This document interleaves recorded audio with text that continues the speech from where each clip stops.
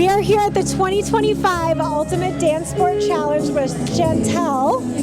Tell us a little bit about your time in New Orleans so far this trip.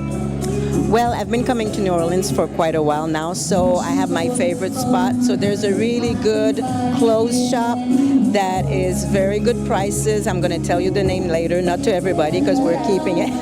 I'll be going shopping later. Yeah, for sure. So it's always nice. I just love watching here, like all the art galleries and stuff like that. So it's always a treat to come back here. Incredible. And have you judged the Ultimate Dancesport Challenge before? Yes, I have. Quite a few years. I forget now, but yes. Okay. Amazing. So how have you liked the energy in the ballroom so far today?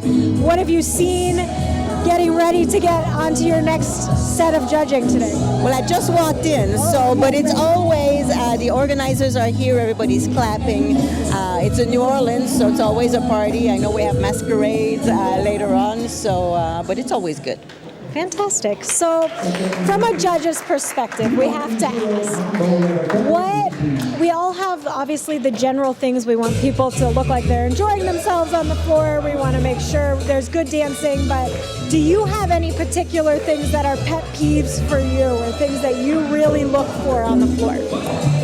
I felt like as I get older as a judge, my criteria for judging have changed. So I'm a little bit more concentrating now on feet and precise timing, but obviously, well prepared and, the whole bit, like we said. And it really depends from one division to another, but typically I try to look at foot position in all styles, actually.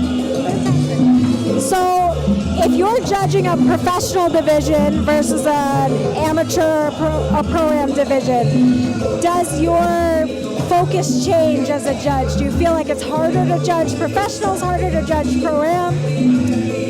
Well, there's pressure in judging anything. You always want to do a good job, and you hate it when your scores are not the results. You always feel a little guilty when that happens. But I feel like, an open professional, if you're at a big competition, like USDC, that's definitely more pressure, Ohio, all the big ones.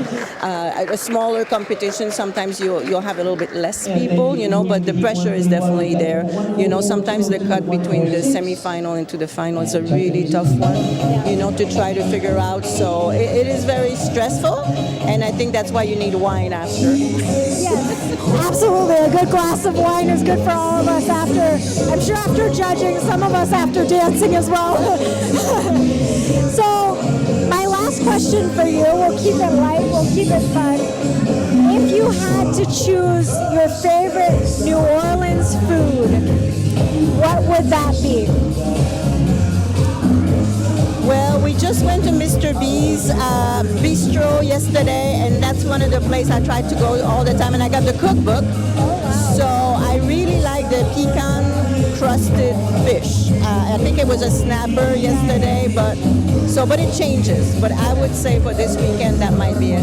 I love it. Thank you so much for your time, Chantal. We hope to see you the rest of the weekend and enjoy the rest of your time here at the Ultimate Dancesport Challenge.